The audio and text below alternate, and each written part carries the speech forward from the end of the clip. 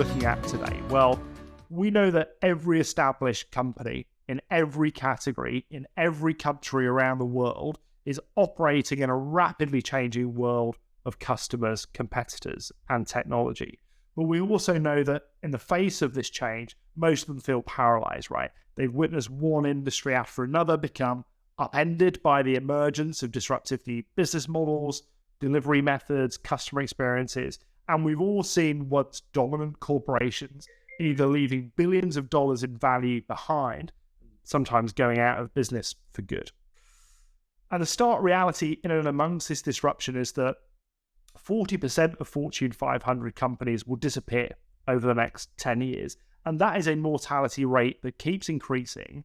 While on the other hand, as of today, there are around 1,200 unicorns in the world, valued at over 3.8 trillion. We'll round up and call it 4 trillion amongst friends.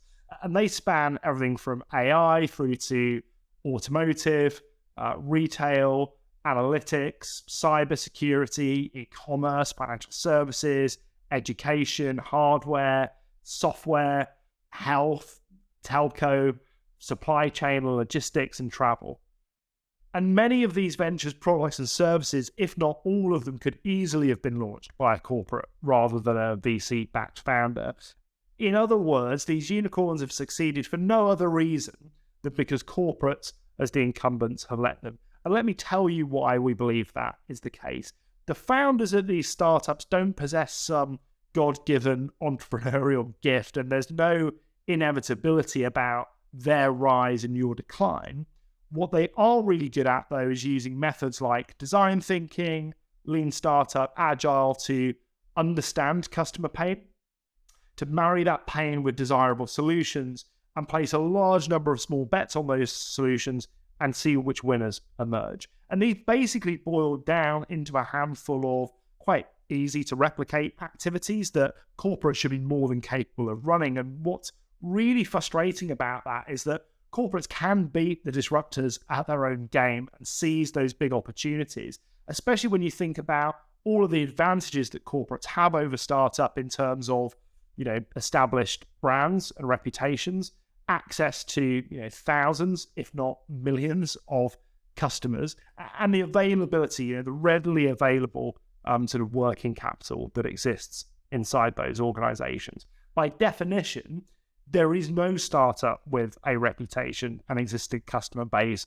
or a non-dilutive form of funding. So what is it that's getting in the way to corporates? Well, the problem really is that today's companies haven't codified the activities of, top founders and top tier VCs, and really haven't found a way to leverage the benefits of that corporate environment in order to understand that customer pain, marry the pain with the art of the possible, use technology and trends to solve that pain, and place a series of small bets to remove effectively the greatest amount of risk from those solutions or the least amount of capital. So instead of having a systematic, scalable, predictable innovation engine, their innovation engines tend to be sporadic, unreliable, and a bit stop-start, right? Kind of like this 1983 Serbian Yugo 55 that I found.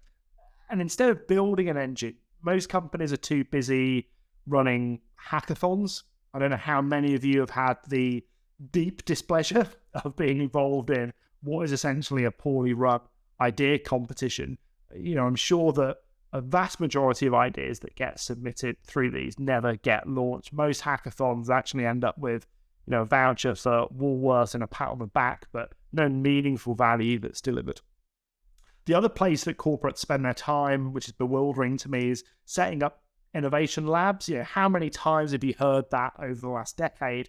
And how many of these corporate innovation labs have been responsible for shipping truly transformational new ventures, products, and services? What it usually is a group of employees who are given a bunch of technology to mess around with and told to find a market for it. They're on the beanbags in this photo. I'll fix that for next time. Or the other thing they tend to get involved in is that they think, well, we can't beat the startups at their own game, so we'll have them join us and we'll run a series of startup demo days where they come in and sort of pitch.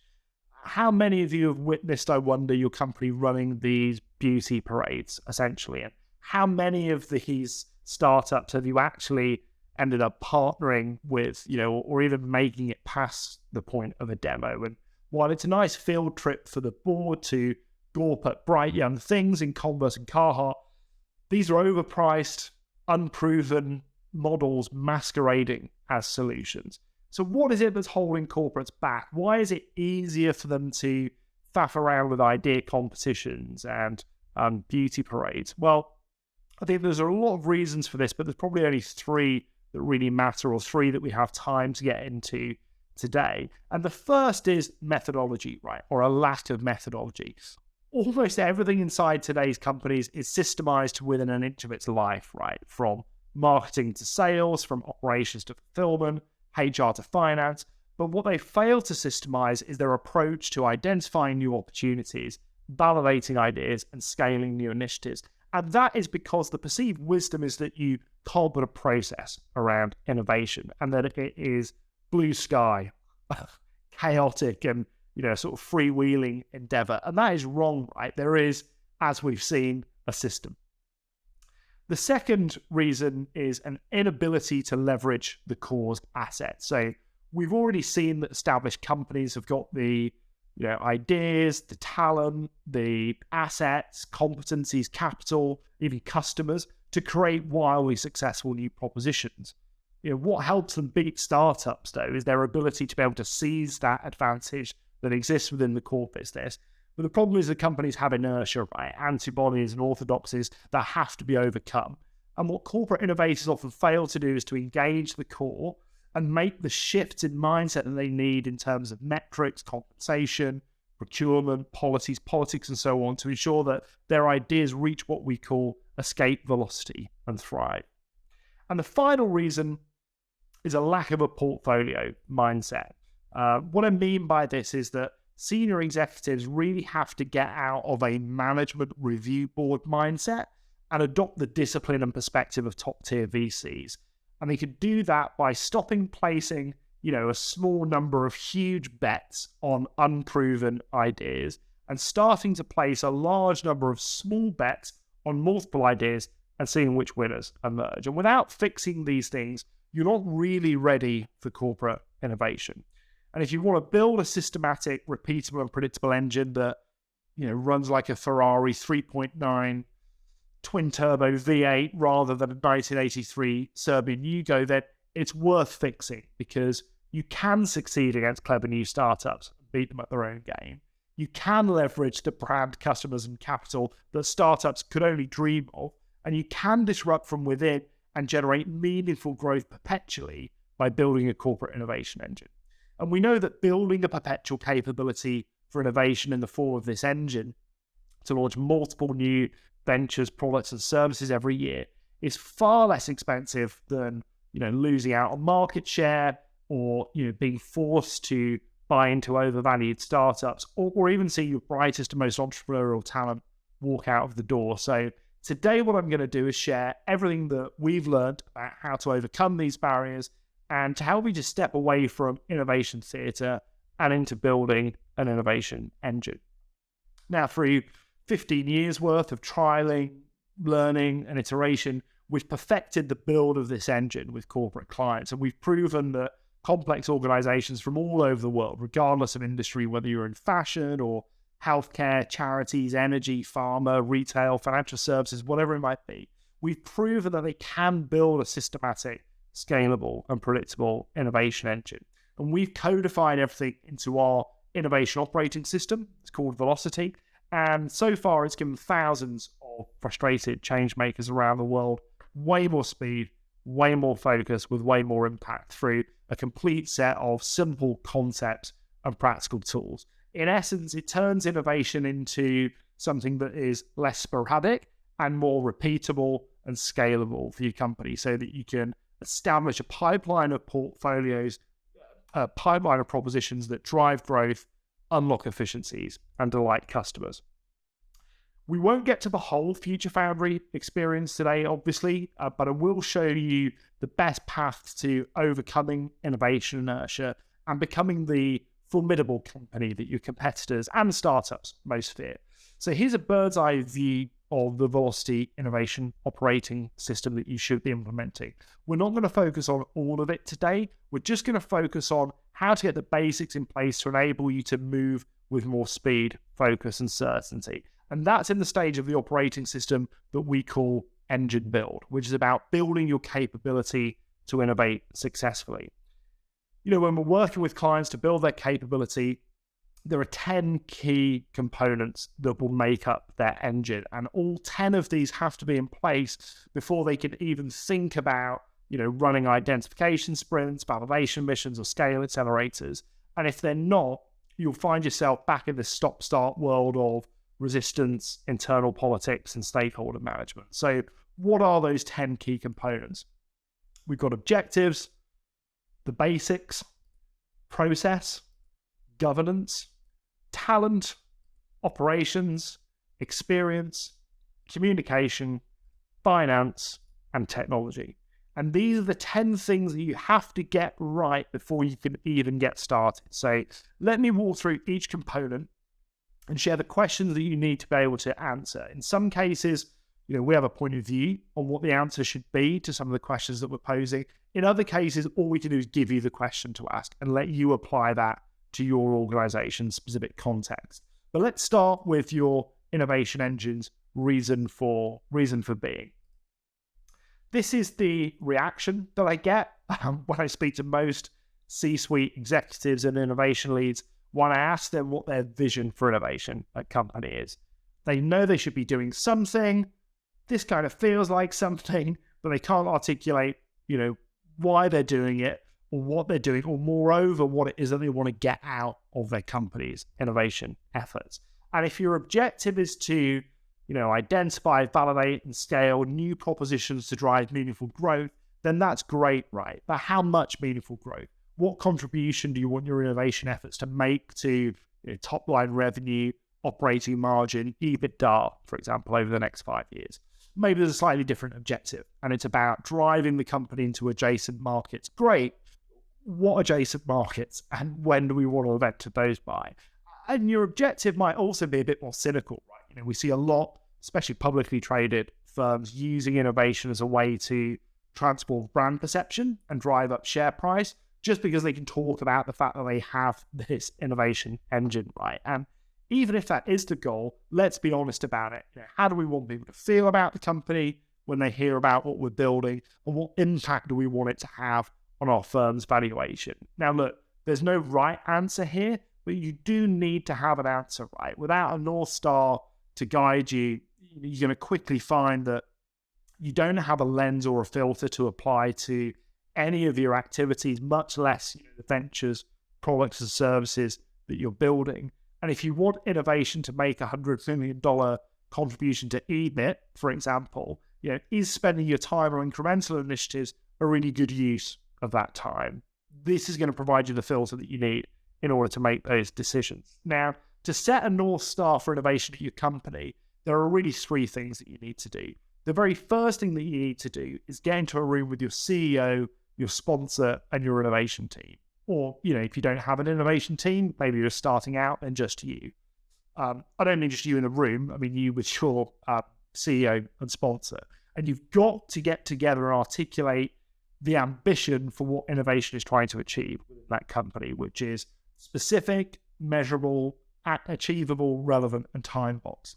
And as well as making them smart, we'd also suggest making them smarter, right? Where the E stands for evaluated and the R stands for reviewed. In other words, when are you going to evaluate progress towards this goal, and when will you review that goal entirely? We have a really powerful agenda to help you to do this, but you can create your own. You have to get into the room with the CEO. If you don't get into the room with the CEO, then you don't really have a starting point, because you don't really have sponsorship and the highest level of support for your company's innovation efforts. So that in itself is a litmus test. The second thing that you need to do is to identify which assets from the core business you'll need to leverage in order to reach this goal. So, maybe you'll need to lean into the brand to leverage credibility for your new propositions. Maybe you'll need to borrow from R&D to commercialize some of their technology, or maybe you'll need access to capital. Whatever it is, spell it out. And you'll also need to identify the people or, the teams maybe within your organization who are critical to unlocking the access to them. So they might be in IT, they might be in finance, compliance, sales or marketing team, but use a stakeholder map to do this. And the final thing that you want to do is develop some early stage hypotheses around which territories you're going to focus on in order to reach that goal.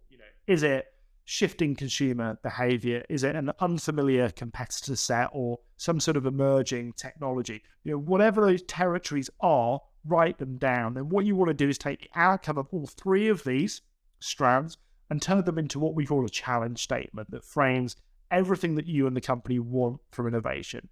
And a great challenge statement should provide you with three things, right? It should establish the aspiration for your company's innovation engine. It should speak to some early hypotheses around how you're going to achieve that ambition. And crucially, it should give you some guardrails so that your innovation engine doesn't go rogue. So, component one, get that clear goal for what innovation is trying to achieve written down, properly communicated, and shared with everyone in the company. Sounds very obvious. Very few innovation teams have that North Star, and without it, you'll become rudderless really, really quickly. So let's assume that you've got this North Star, and that's great, and that's really good progress. But before you get going on running sprints, missions, accelerators, there are some fundamentals that you need to have in place before you're ready to fire up the engine. And if you overlook these fundamentals, we call them the brilliant basics, they'll become a spanner in the works later on down the line. So what are they? In our experience, the best corporate innovation teams in the world can confidently answer 7 questions when they're in the hot seat. The first question is, are you an internally or externally focused team? If you're internal, then you're usually serving the whole company, right? Specific business units or discrete corporate functions. If you're external, then you're serving corporate partners, customers, maybe external startups. But what you can't have is 6 masters, right? You need to pick one. The second question that they can answer really confidently is, are we in one location together or are we in multiple locations virtually and we're a remote team? And this is a real gripe for a lot of corporate innovation teams at the moment. And it's a gripe for us too, because innovation moves too fast for you to be hybrid and have to consider multiple modes of communication. Pick whether you're all going to sit together in one space or whether you're all going to work remotely, but please don't pick a middle hybrid ground. You have to land on one of those things. The third question that you've got to be able to answer is, are we going to operate globally? Are we going to operate in specific regions, or are we going to operate locally? Now, this sounds like something that you would have clarity on, but I can't tell you how often a lack of geographic focus really scuppers people's corporate innovation engines. If you're going to operate globally, then that's great. You need to know that, right? Because that's going to impact your processes, which we'll come to a little bit later on. And if you're going to operate in specific regions or in local markets, and that's brilliant, but you need to think carefully about how you interface with those other regions and local markets. You need to make sure that you're running the same methods, for example, that you're speaking the same language, not literally, but you have the same terminology and maybe the same technology stack as well. The fourth question that you need to be able to answer is, where does your involvement end in corporate innovation and where does the cause begin? So most innovation teams own the opportunity identification and the idea validation stages, but it's really unclear in most companies who owns getting the thing to market. But unless your business units are going to be rewarded for taking your propositions to market, then you probably should keep them until at least after the scale accelerator stage, where you found product market fit with that initial MVP. I think that's helpful, right? Because once you prove that, you generate some initial revenue, you can onboard some initial customers, then hand it back to the company. They're going to be way more excited about the potential of the thing that you're building if you can demonstrate that early traction around revenue and customer acquisition. If you throw them over the wall too soon, what happens is that they tend to wither and die. What we're actually advising more and more innovation teams to do now is to keep hold of them until they're a business line in their own right, however long that might take. The fifth question that you need to be able to answer is, what is your criteria going to be for killing new ventures, products, and services? Now, there's 3 obvious ones that we talk about all the time. If you can't prove that it's desirable, i.e. that people want it, if you can't prove that it's technically feasible, if you can't prove that it's commercially viable, then you need to kill it. But your core business will find loads more reasons to kill them than that. It might be that they're too capital intensive as propositions. Maybe the payback is going to take too long. Maybe you don't really have all the talent that you need to staff that thing long term. Maybe it doesn't leverage the core's assets, and that's important to the company, or maybe it doesn't meet certain ESG criteria.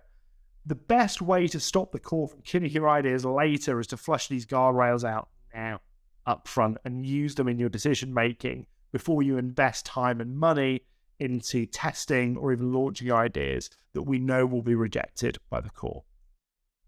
The sixth question that you need to be able to answer is, how are we going to launch new ventures, products and services? And I don't mean what's the go-to-market strategy. I mean, structurally, how will the propositions that you're building operate in the long term? Is everything going to spin back into an existing business unit? Are they going to be wholly owned subsidiaries, or are they going to be separate revenue streams? Do you want to spin them out and go and raise external funding?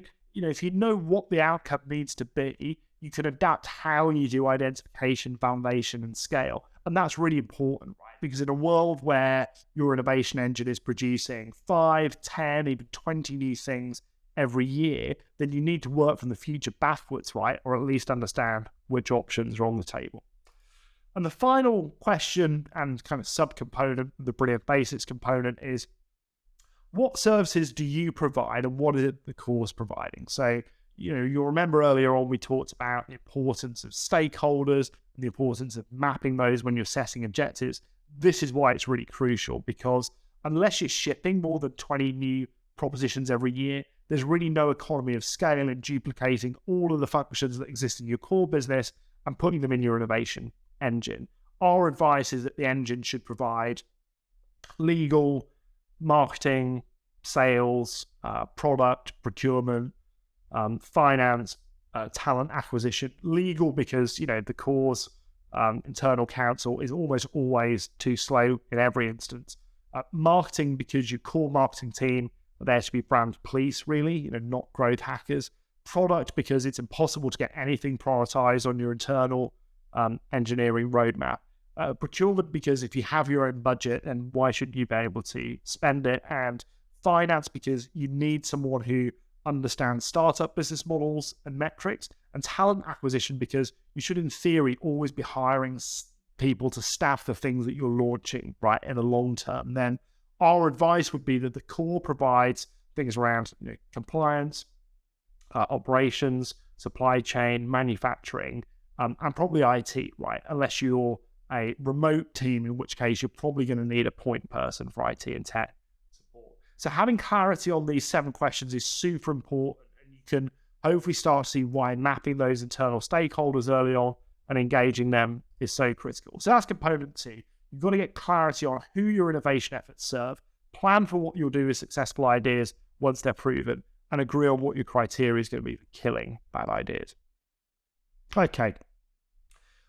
Almost all failing innovation functions that I speak to have not found a standard way to identify new opportunities, validate new ideas, or scale them once they become initiatives in market. And I've spent the last 15 years telling anyone that will listen how crucial having a systematic, scalable, and repeatable way of doing this is. Without a methodology, you can't build even a cadence or rhythm, right? Much less any momentum. You need to know exactly what to do when an interesting territory emerges. You need to know exactly what to do when you find an interesting new opportunity. You need to know exactly what to do when you've validated a specific idea. And if you're really honest with yourself, does your company know what to do? Or is there a new variation of a project that's spun up every time? Now, the last 3 episodes of Future Foundry Live have been focused on the sprint, mission, and accelerator process that you should be using to do that identification,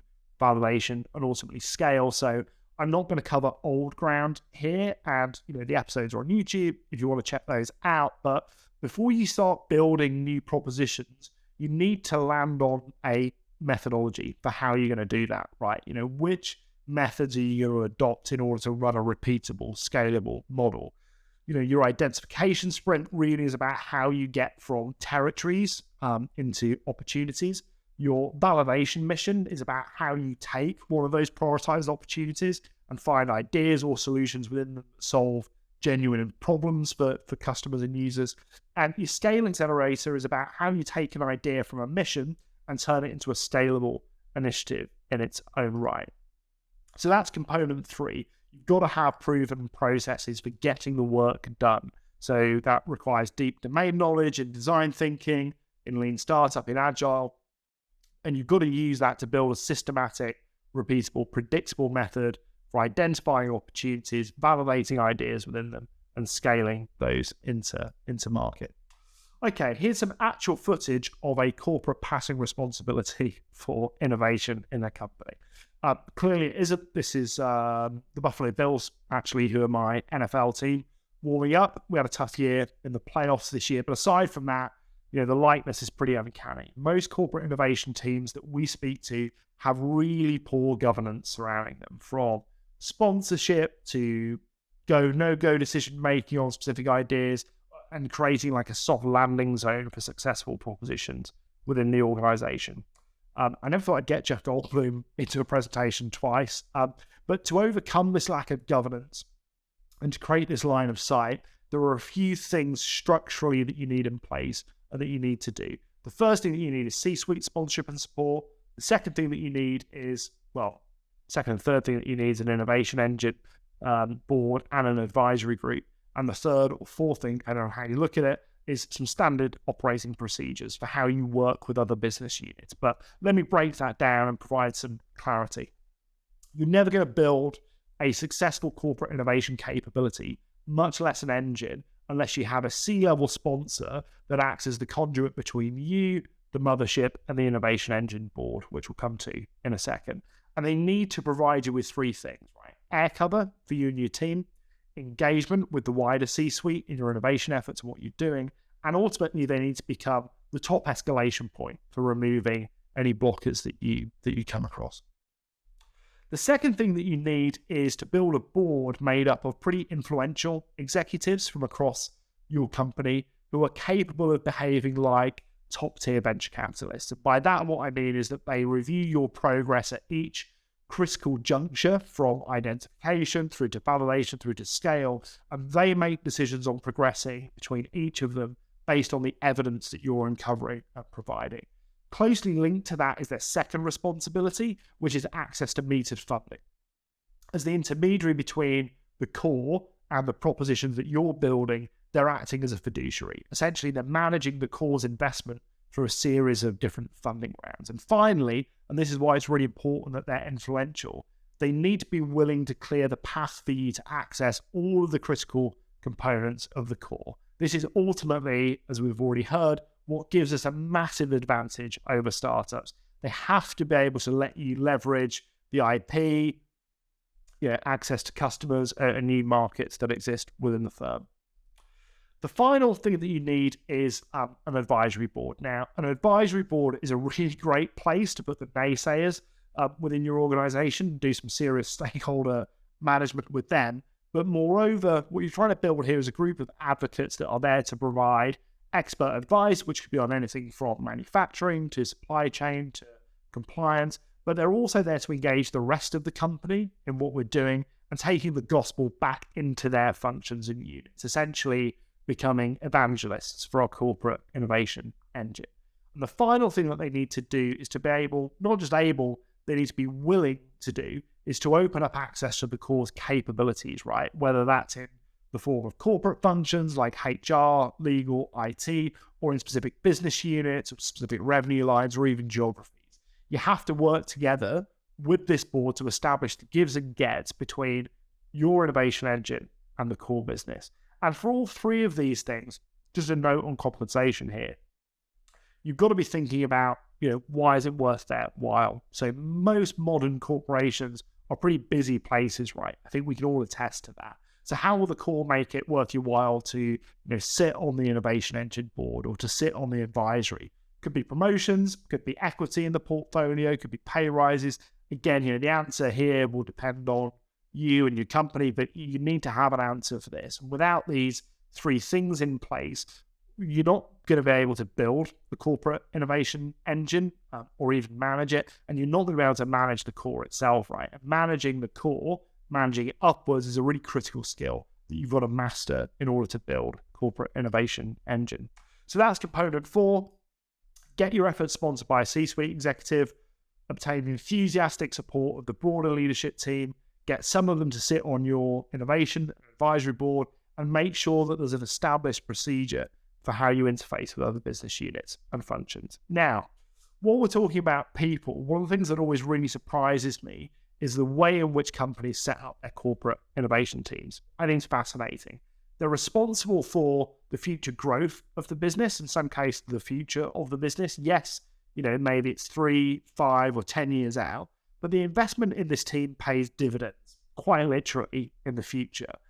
But most corporate innovation teams that we work with represent, I would say, less than 0.5% of the company's entire workforce. Now, there's nothing wrong with that per se. We'd always advocate for, tight, lean, fast-moving teams over cumbersome, slow ones. The problem really is that almost none of them are staffed with the people that they actually need. And in many cases, there are some super confusing roles within them. Now, the number of people that you need in your corporate innovation engine team is going to be determined by how many new ventures, products, services you want to ship in a given year.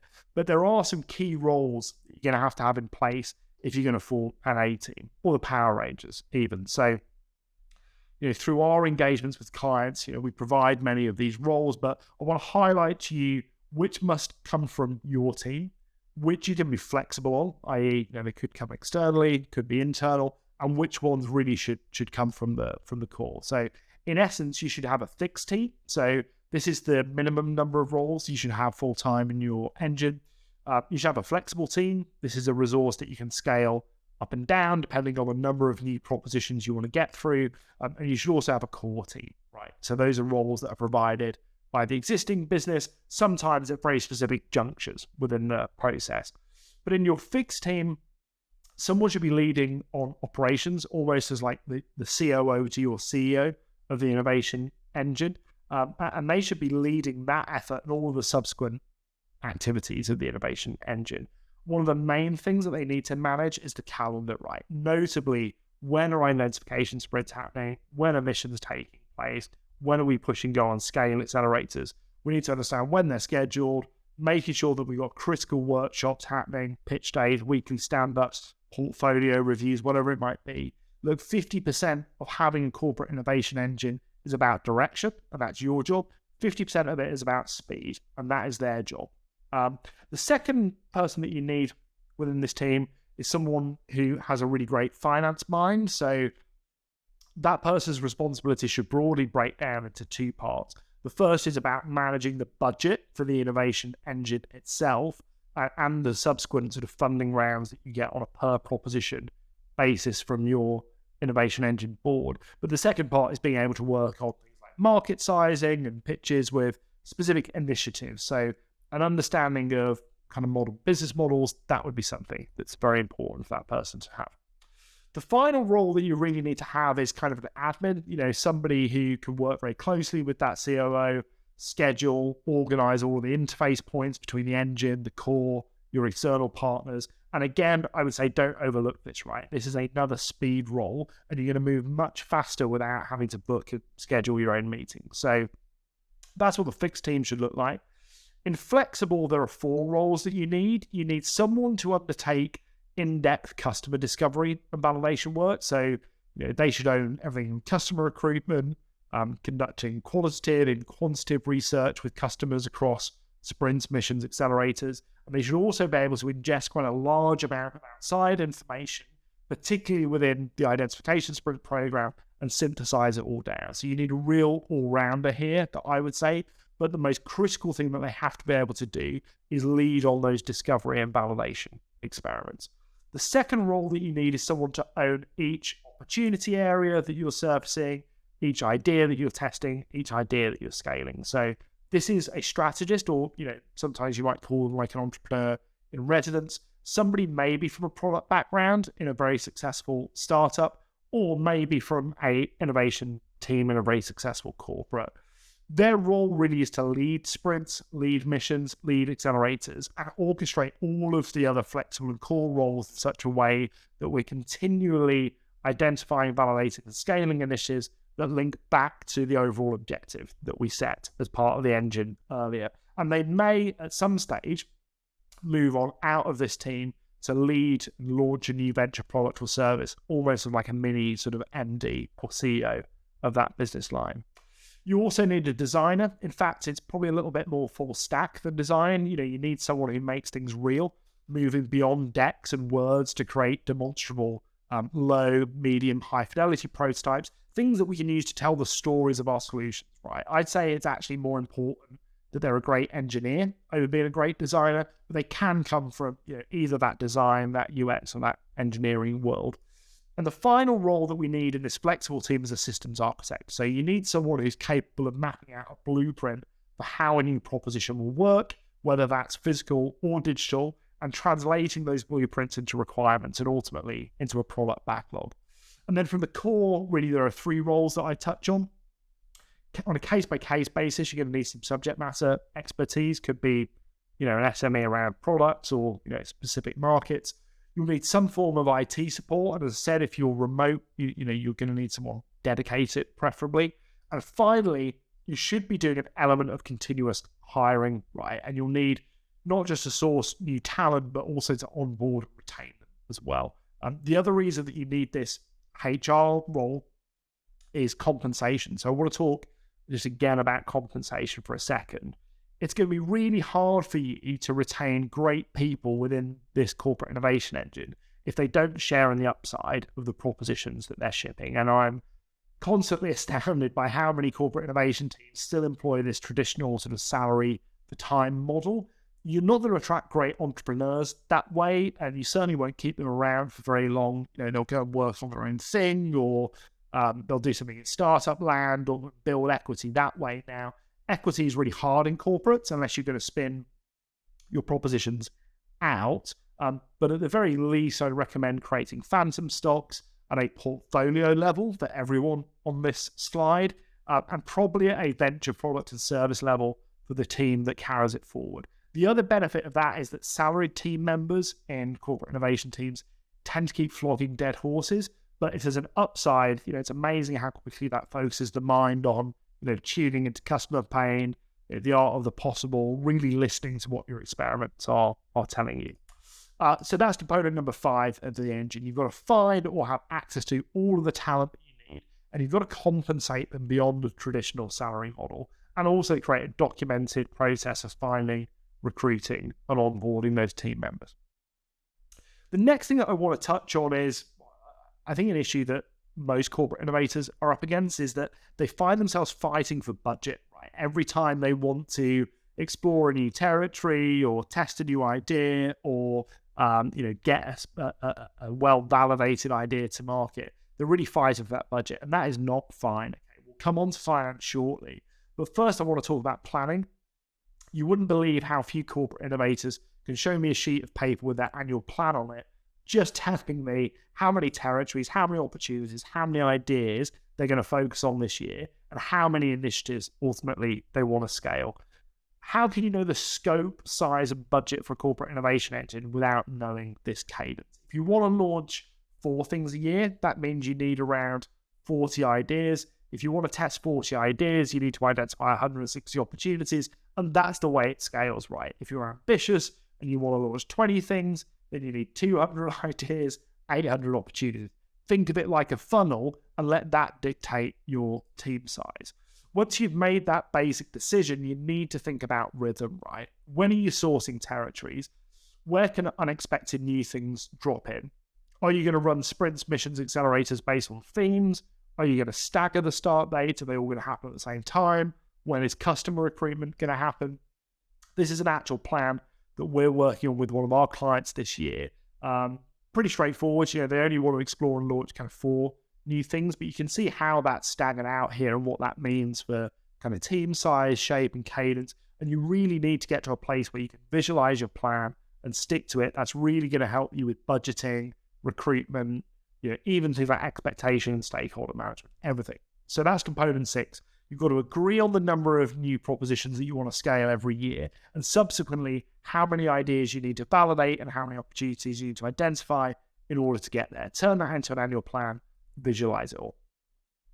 The next component, I think, really speaks to culture more than anything else. I think, there's a lot of innovation teams that are butted up against the core so much that they've become quite dismissive of the mothership, and they act and operate a little bit like a castaway on their own desert island.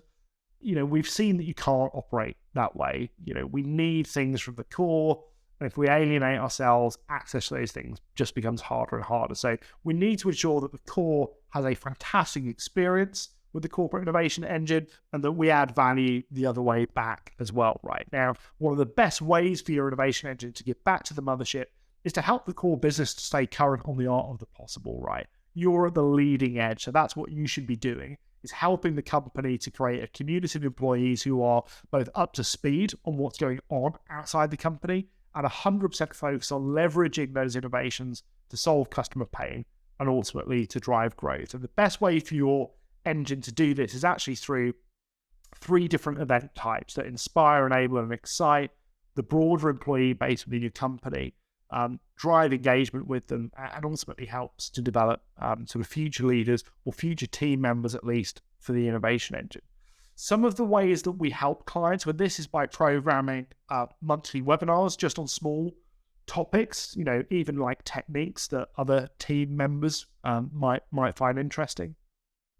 There's quarterly masterclasses on externalities like interesting customer trends or, exciting startups, emerging technology. And then on an annual basis, we program a symposium where the whole community are invited to get an update on what you've been focused on within your corporate innovation engine, what your portfolio looks like, and also a really exciting part of that symposium is always sharing some early demos and prototypes of the things that we have in the pipeline.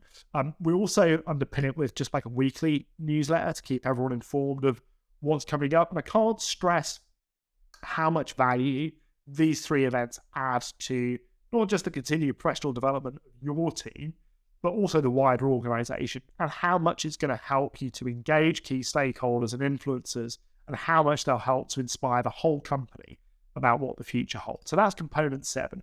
Build a program of events that you can use to engage the broader company in what you're seeing, what you're doing, and ultimately why you're doing it. Now, the next thing is kind of linked to experience, but I think when you work in corporate innovation, you do some really cool shit, right? That's why I work in corporate innovation. I assume it's why you work in corporate innovation. It might be because you love learning new things every day. I know I do.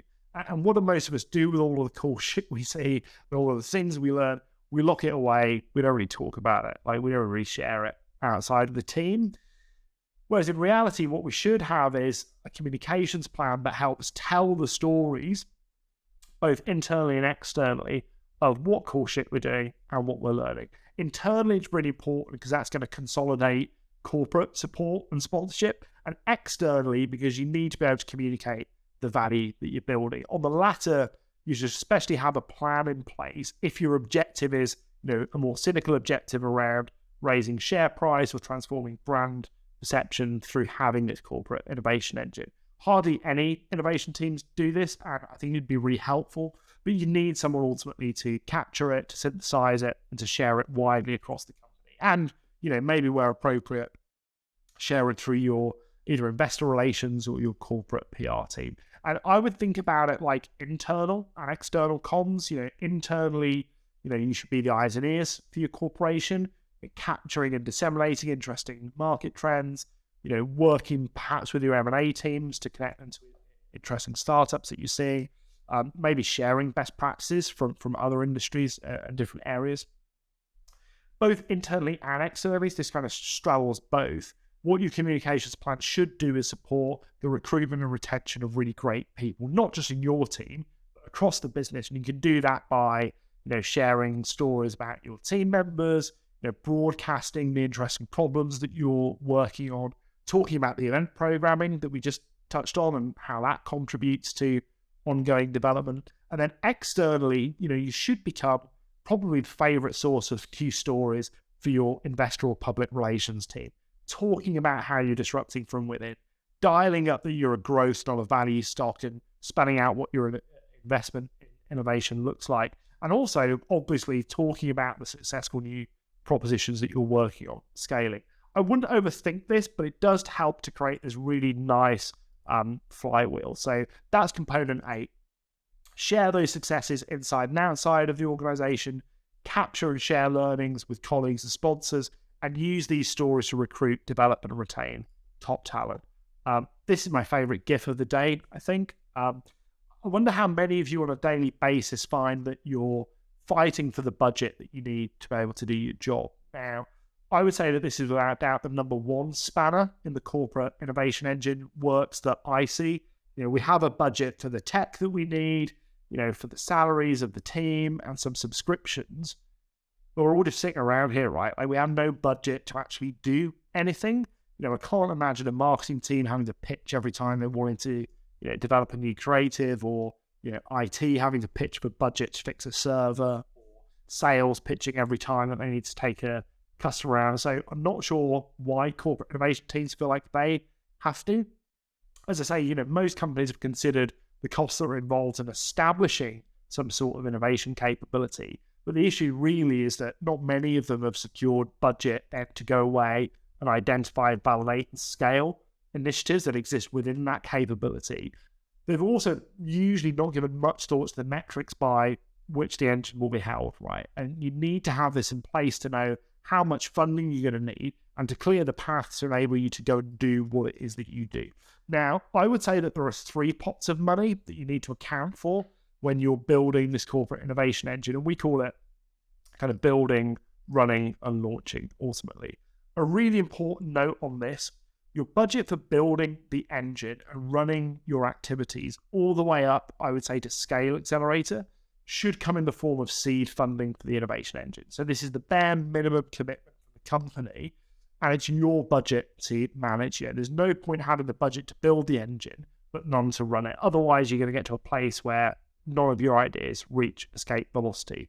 So that's what your budget should look like, and it should fund a number of sprints, a number of missions, a number of accelerators. Then what you should have is a pre-agreed amount of money available, although you maybe don't have it just yet, but you know that it's available, that you can raise various rounds against. A Series A round to take a validated idea into a scale accelerator, a Series B, C, and D, and so on to launch beyond an MVP, all of which are approved by your innovation engine board and kind of granted by them. So you should be able to do the number crunching to know what your seed and series funding looks like, and to be really clear on the metrics that are required of you to unlock that series funding and to justify the seed funding that you've got in the corporate innovation engine as well. Now, I can spend all day on this, but I'm conscious that there's a lot we need to get to. The only other thing that I would say is that the metrics that you measure yourself against need to be aligned with this small bets, fail fast VC mindset. We're not looking for profit to be a metric in your series funding decisions because it's way too early, right? We have scorecards to help you do this, but your metrics really, when you're raising series funding, should be around customer acquisition and revenue, right? Really traction-based metrics, not profit metrics. You're building startups here, not running the core. So that's component 9, 1 to go. You've got to agree on a base budget to keep the innovation engine team running, and an agreed upon funding amount to identify and validate scale ideas at the right volume throughout the year. Okay, the final thing that you need if you're going to build, launch, run this corporate innovation engine is a really great technology stack. I still have meetings with innovation teams for whom Zoom is banned by corporate IT. Now, that is an inconvenience at a sort of collaboration level. But if you can't build a sandbox environment to do things like customer research, to ingest external research, to capture knowledge, build prototypes, MVPs, to ship experiments, build business cases, then you have a really fundamental challenge. Look, I'm not saying that information security isn't important, it's absolutely essential, but startups move with speed and agility, right? So our innovation engine needs to be able to do so as well. When you're in exploration mode, you need the freedom and a different set of digital tools. There are kids in their bedrooms today who I'm pretty sure have better access to the technology and comms tools that they need to build new businesses than most corporate innovators do in gigantic companies.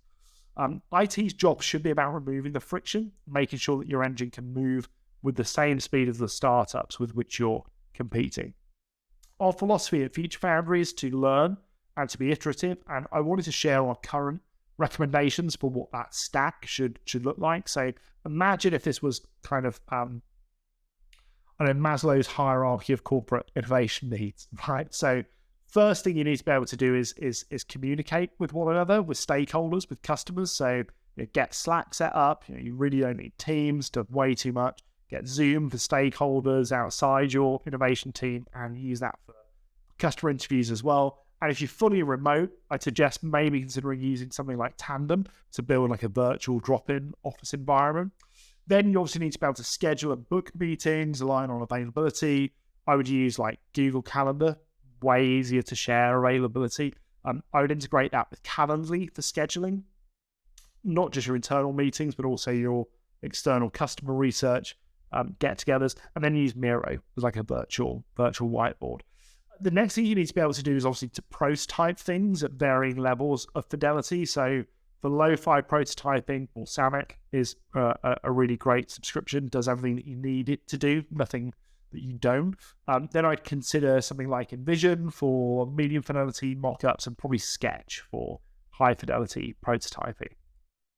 You obviously need to be able to capture and store everything that you're learning along the way.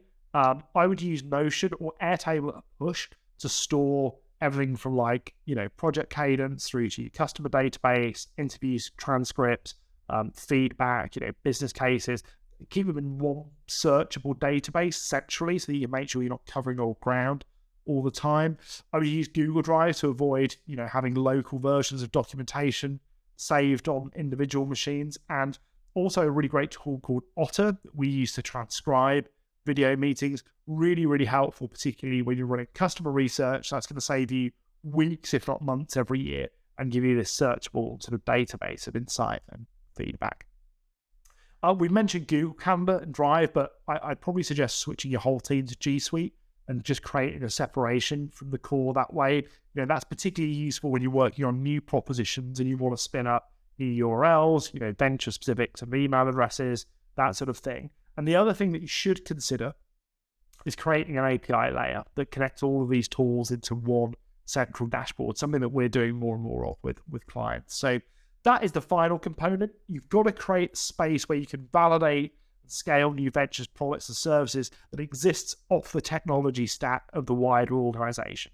That's going to enable you to establish problem solution fit, product market fit really, really quickly. So hopefully what you've seen today is that before you're even ready to identify new opportunities, test interesting new ideas, scale proven new propositions, you've got to have these fundamentals in place, and it's only then that you're able to become systematic, repeatable, and predictable. Predictable in the best possible way for you and the wider organization. Remember, though, in the same way that we're iterative with everything else in innovation, you should check in on these components monthly, quarterly stretch to see how strong each component is. You've got to be able to quickly identify any malfunctions in it, fix them before you get to the kind of a grinding halt. So ultimately, we've got a diagnostic tool that helps you to do that in a few minutes, but it's pretty easy to build your own way of kind of checking in on these 10 components. And it's only by building these foundations that you're going to be able to emulate what the world's most innovative companies do. And that's create a system where the more opportunities are fed into the engine, the more ideas it generates, the more initiatives get to launch, and ultimately the more value is realized. Building an innovation engine gives you the platform, the people, the methodology, and the tools to create a pipeline and portfolio of new propositions that will drive growth in perpetuity for decades to come. Every company can and should stop innovating by accident and build this engine. They require a fraction of the capital that is spent on things like marketing, IT, missed opportunities, and ultimately, while we've covered a lot of ground today, it's really not rocket science, right? We want to leverage the benefits of our corporate environment in order to understand customer pain, marry that pain with the art of the possible, use technology and trends to solve that pain, and place a series of small bets to remove the greatest amount of risk using the least amount of capital. I hope that by sharing this blueprint, many years in the making, that you've learned from the mistakes that we've seen and been inspired by how we've managed to perfect the model. Because if you do, you'll get to a place where you can drive meaningful value by building and launching a portfolio of high quality new propositions. You can manage the downside by reducing the greatest amount of risk for the least amount of capital. And you can develop a laser-like focus on solving customer pain across your organization. The next thing you'll be able to do is send a message that, you're a company that's committed to real innovation, not innovation theatre, and you're providing tangible growth opportunities for your people, not just shareholders, which in turn is going to enable the company to recruit, retain a pool of really highly motivated, often exceptionally talented internal entrepreneurs. And the third thing that you're going to be able to do by focusing on growth through an innovation engine is that you'll be able to shift your mindset out of the pure exploitation of the existing business model into the exploration of what's next and adapt and adopt the disciplined mindset of top-tier VCs. That is all for now. Keep an eye on your inbox for the next Future Foundry Live, which is coming up in April. Thanks so much for joining us. If you'd like us to run this episode of Future Foundry Live inside your company, we did that a few times for the last one. We're happy to help out and do that. Also, if you've enjoyed this episode, head to LinkedIn, share your feedback, tag us in that. We'd love to hear it. But for now, that's it, and we'll see you next time.